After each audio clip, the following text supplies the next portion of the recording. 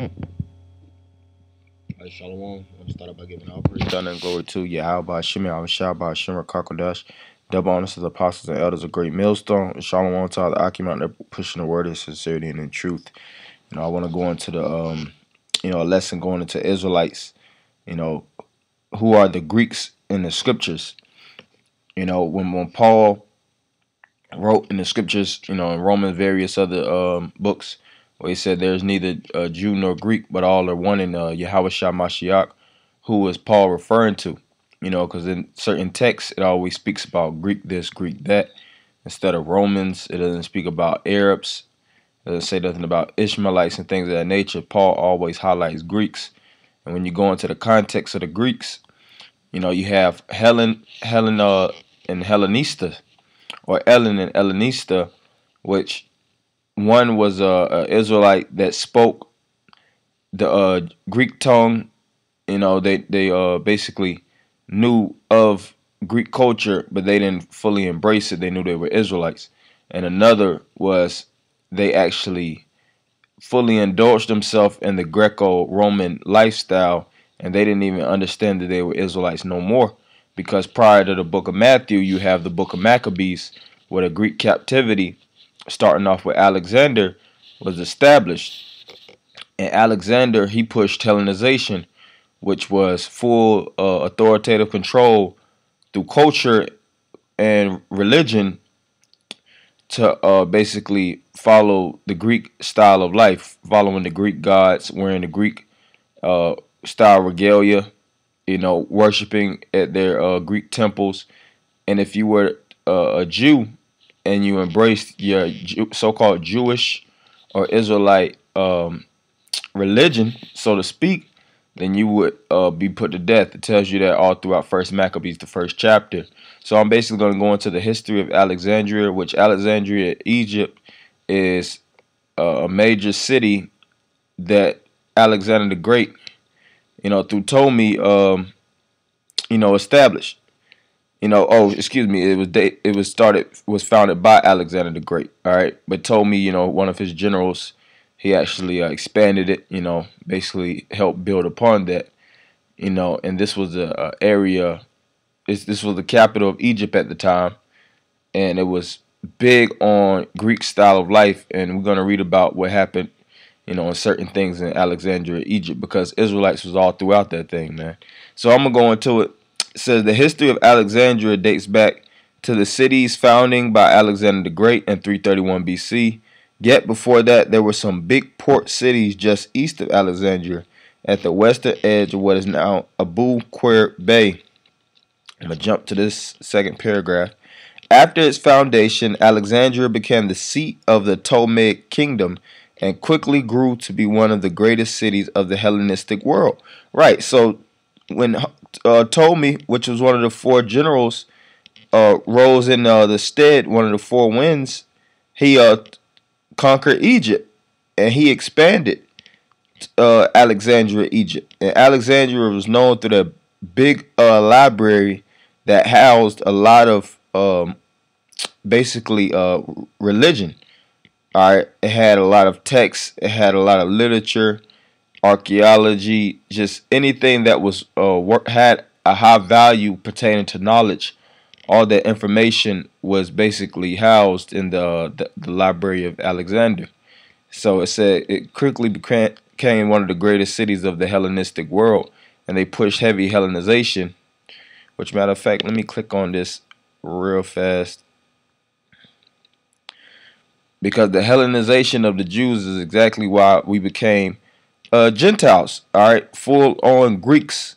So it says the Hellenistic period covers the period of Mediterranean history between the death of Alexander the Great in 323 BC and the emergence of the Roman Empire, as signified by the Battle of Actium in 31 BCE and the subsequent conquest of the Ptolemaic Egypt the following year. Following Greek word Hellas is the original word for Greece, for which the Hellenistic was derived. So I'm going to continue on. It says, at this time, Greek culture, influenced and power, was at its peak in Europe, North Africa, and Western Asia. So Greece, at that time, through the Hellenization, their power was at its peak and expanded It superseded certain countries. All right, it was at a point that certain people, they stopped calling themselves by their natural culture and heritage. Just like today, you can't tell our people that they're Israelites. They believe that they're Americans. They say, no, hell no, I'm not American. I was born in the United States. I was born in Atlanta, Georgia. Or I was born in the Bronx, New York. I went to the university here. I got the my badges here. I went to UGA or whatever university, whatever state university you went to, or these jakes went fight for the military, for the U.S. military. So you can't tell them otherwise. All right, the whole literature, the dynamics of their life is centered around America, and it was the same thing back then. The Greek culture was so influential and so heavy that they stopped calling themselves Israelites and they really believed that they were Greeks. So it says the culture, influence, and power was at its peak in Europe, North Africa, and Western Asia, experiencing prosperity and progress in the arts, exploration, literature, theater, architecture, music, mathematics, philosophy, and science. It is often considered a period of transition, sometimes even of decadence or degeneration. Right, and it was a period of decadence and degeneration because the degenerates came up out of Greece. One major degenerate the scriptures speak about is the individual that came out of the Ptolemaic Empire.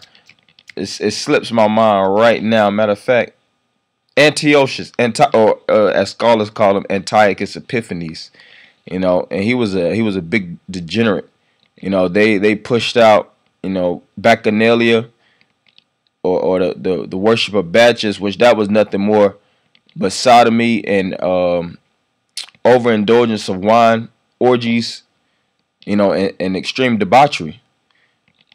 All right, and that's why in the book of Acts and later on times it speaks. Matter of fact, it's gonna say it about the Stoics and the Epicureans, right here.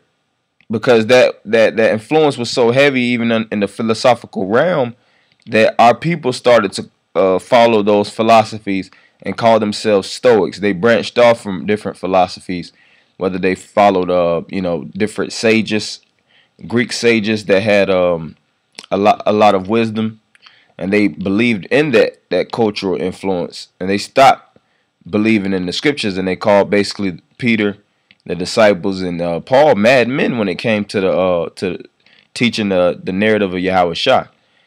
So continuing on, the Hellenistic period saw the rise of new comedy, Alexandrian poetry, the Septuagint, and philosophies of Stoicism and Epicureans. Greek science was advanced by the works of the mathematician Elucid and the polymath Archimedes. The religious sphere expanded to include new gods such as the Greco-Egyptian Serapis, and Serapis is no more than basically the ancient world Jesus Christ. Serapis Christos, which is a mixture of Apis the bull and Serapi, if I'm not mistaken. And it started in Greece. So and they made Israelites worship Serapis back then. Eastern deities such as Attis and Cybele, and syncretism between Hellenistic culture and Buddhism and Bactria in Northwest Asia. Right, so that Hellenism expanded very, very far, and it wasn't only Israelites that believed that they were Greeks. The whole world at that time believed that they were Greeks. They basically rearranged the culture and mixed amongst the people and basically had them speaking the Greek dialect. They went so far as to, in this Greek style of life, that they stopped believing that they were Israelites, and you couldn't even tell them otherwise, man. Talking about Jake. So Alexandria, Egypt, was the major stomping ground for a lot of the influence, and I really want to bring out this one point going into Alexandria, Egypt, during, if I'm not mistaken, the Ptolemaic era. Matter of fact, right here, because Israelites established communities all throughout Alexandria, Egypt, because slavery was big, very, very big in Greece. And that's how we went all throughout the world. All right, we were living in North and South Africa through being enslaved all throughout Asia, all throughout Europe, and that's why Paul, through his letters, he had to go all out his way. Paul had 3 missionaries where he went to Corinth, Greece. He went to Ephesus. He went to Philippi. He went and wrote these letters to Israelites all throughout the European realm. Why? Because Jake got scattered through the captivity. All right, they were enslaved and they were brought in those different areas, and in those areas they set up large communities. A lot of them knew they were Israelites in those certain lands, and a lot of them didn't. So that's why Paul, through his expansion, he had to go out of his way and teach of Yahushua to the Israelites, because the Jews at that time, the Pharisees and the Sadducees, wasn't going to do so. They felt that the Israelites in those different communities in the outskirts of the Holy Land, Jerusalem, were entitled to come to Israel to worship. And they went as far as not even accepting them back in, because they weren't paying their tithes. They weren't coming to Jerusalem 3 times a year. They weren't keeping their natural custom and heritage. And that was the purpose of Yahushua dying, so that he could be the mediator and bring everything back into a one through the spirit of his sacrifice. So going into the ethnic divisions, it says the early Ptolemies were careful to maintain the distinction of its population's 3 largest ethnicities: Greek, Jewish, and Egyptian. Right, so these are the 3 largest ethnicities, and a lot of times these 3 ethnicities got merged into one. Just like today, our people are big in Greek culture and they're big in Egyptian culture. At first, Egyptians were probably the plurality of residents, while the Jewish community remained small. Slavery, a normal institution in Greece, was likely present, but details about its extent and about the identity of slaves are unknown. Alexandrian Greeks placed an emphasis on Hellenistic culture, in part to exclude and subjugate non-Greeks. So it said he put an emphasis on this culture, and they excluded and subjugated non-Greeks. All right, so if you wasn't a natural Greek, then they would put you under the rule of the Greek. They would make you worship the gods of the Greek. They would put you in the institutions. Like I said, the theaters was dominated by Greeks. The literature, the poetry, the arts, all these things were just pushing out a Greek narrative. And when you read on in the text, it goes as far as saying that basically when they took over Alexandria, Egypt, that they stopped pushing Egyptian narrative. They basically downplayed Egypt or so-called Hamite culture and religion, and basically made it a thing of the past, and the thing of the future at that time was Greek narrative. All right, so jump into this point. It says Alexandria was also home to the largest Jewish community or Israelite community in the ancient world. So Israelites was a lot of Israelites in Egypt, man, and there was a lot of Israelites in Greece. That's why when you read Matthew the 1st chapter, which Apostle Tahar and Elder Sakaran and the elder apostles was going through on the street corners, they was basically saying the reason why Yahushua went to Egypt, is because it was large communities of Israelites all throughout Egypt, and that's true. Israelites were all throughout, and that's why even Paul, he got mistaken for Egyptian, because the Jews they were heavy in Egypt. All right. So it says the Septuagint, a Greek translation of the Hebrew Bible, the Torah, and other writings was produced there. Jews occupied 2 of the city's 5 quarters and worshipped at synagogues. Right. So not only was we there, we were dominating there. All right, and that's why even at that time they were pushing a lot of Egyptian, styles of life. They were big in that Egyptian lifestyle. And that's why when you read in the scriptures in Acts, Paul was having a lot of debates and quarrels debating those boneheaded Israelites, because they wasn't trying to turn back. You couldn't tell them otherwise, man. You couldn't tell them anything outside of their true belief, But you did have Israelites in those certain communities that was willing to house the souls of the righteous, Jews that was on the run. And that's why when we ran out of Rome in the Jewish expulsion 70 AD, we ran straight to Africa. A lot of us ran through the four corners because so-called Jews have had communities all throughout. Just like now, today you have gentrification with the so-called white man pushing Negroes out of the cities. Negroes nowhere the hoods in the urban what they call them, the urban areas. Predominantly the urban areas are dominated by Jake. The ghettos, the housing projects, the hoods, the low income houses. If Jake get pushed out of one hood, they know where to go to. They're gonna go to the next hood. All right, because it was set up that way, and it was set up the way back then. They didn't call it the hood back then. It was just it was certain communities, but they knew exactly where Israelites were.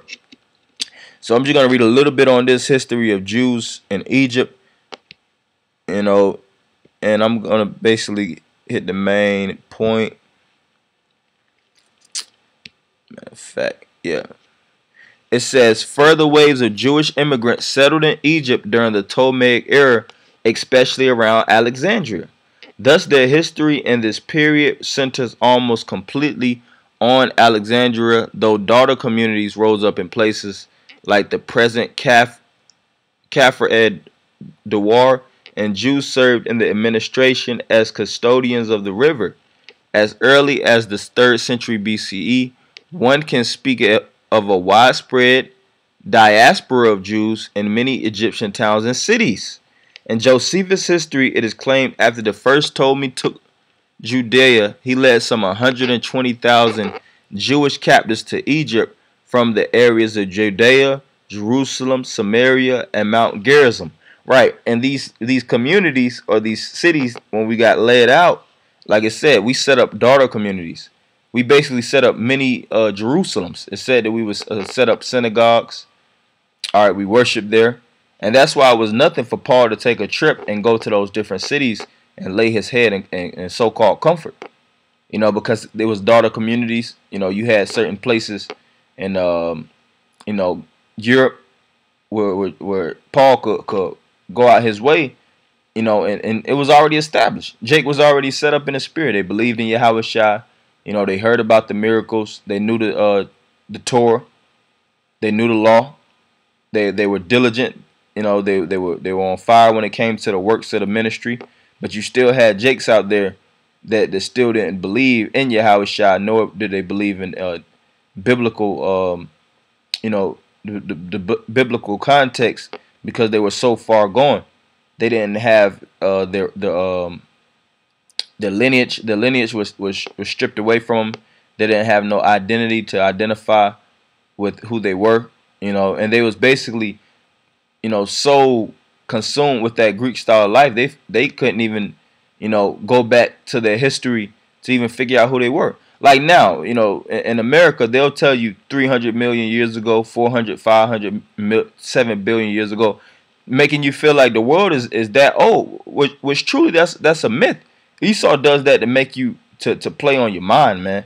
And he did the same thing in these times. Here it is, a couple hundred years ago, our people knew they was Israelites.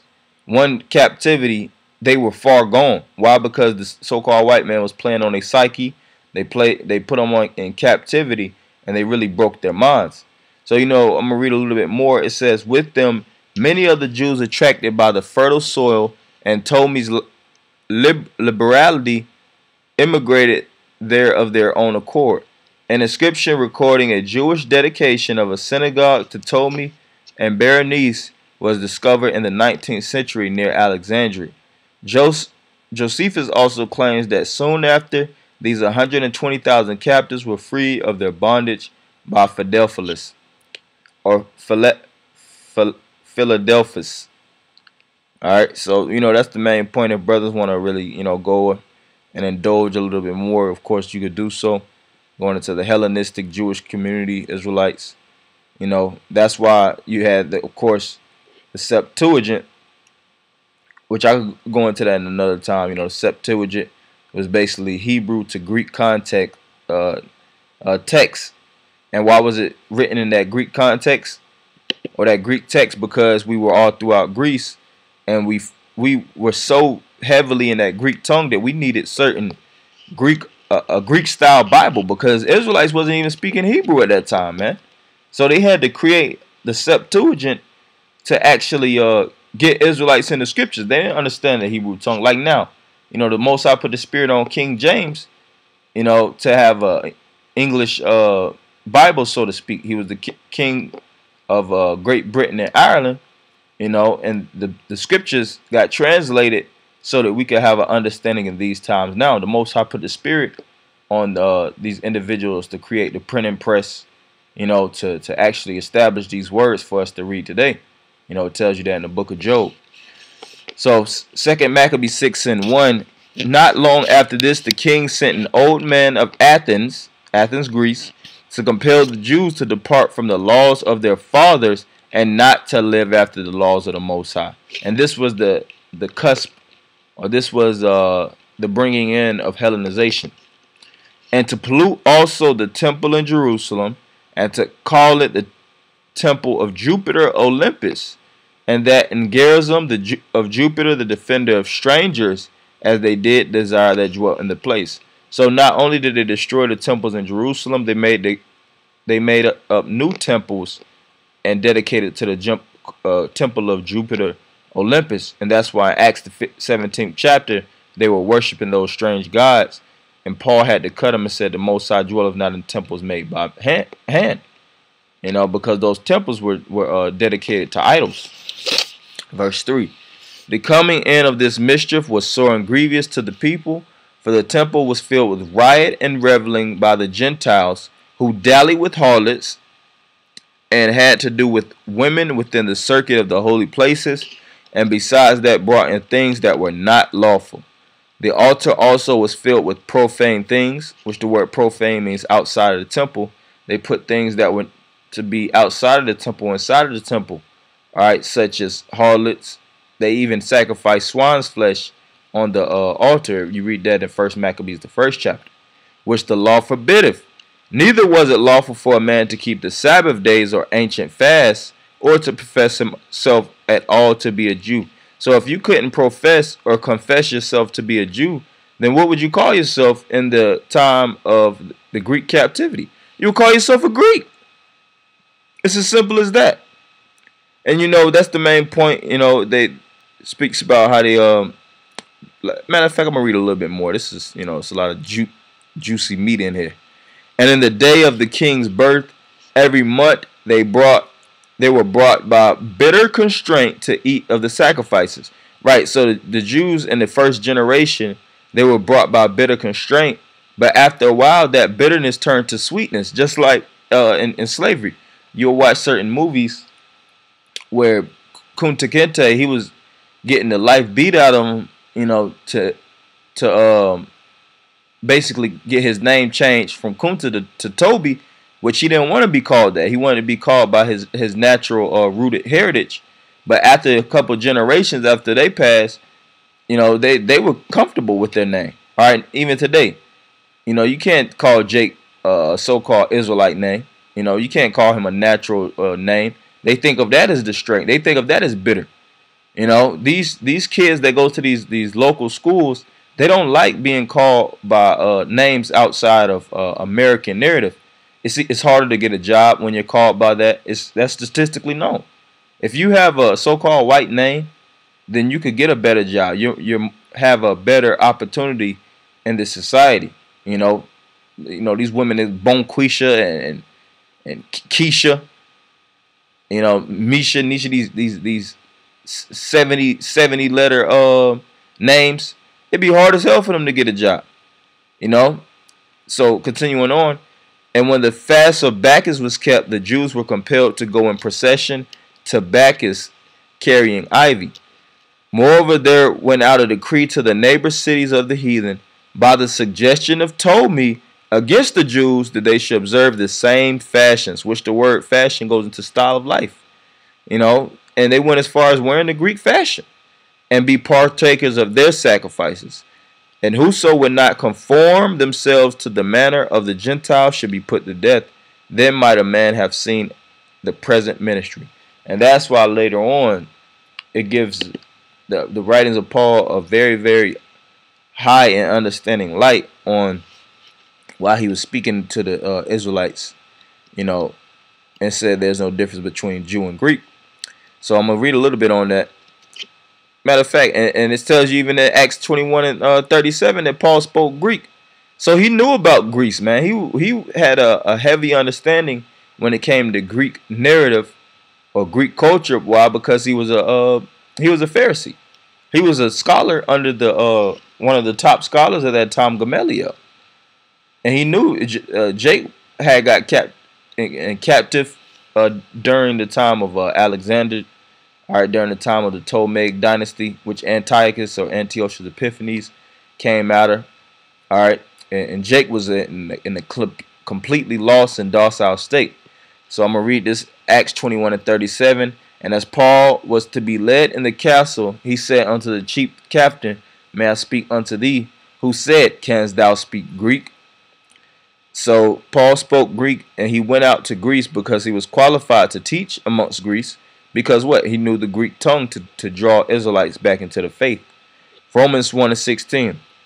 For I am not ashamed of the gospel of Yahushua, for it is the power of the Most High unto salvation to everyone that believeth, to the Jew first, and also to the Greek. Romans 10 and 17. For there is no difference between the Jew and the Greek, for the same Lord over all is rich unto all that called upon him. Galatians 2 and 3. But neither Titus, who was with me, being a Greek, was compelled to be circumcised. Galatians 3 and 21. There is neither Jew nor Greek. There is neither bond nor free. There is neither male nor female, for ye are all one in Yahushua Mashiach. Colossians 3 and 11. Where there is neither Greek nor Jew, circumcision nor uncircumcision, barbarian, Scythian, bond nor free, but Yahushua is all in all. And I want to go into this word Greek.